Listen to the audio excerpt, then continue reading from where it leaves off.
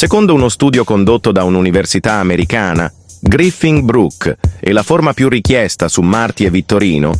Sarà perché vi permettiamo di usarci per sfogare le vostre fantasie più assurde? Anche per questo episodio vi abbiamo chiesto su TikTok cose da dire e fare su Brookhaven. Voi ce ne avete inviate tantissime e noi abbiamo eseguito. Questo è. Detto fatto, detto fatto. Installate il malware su una macchina virtuale.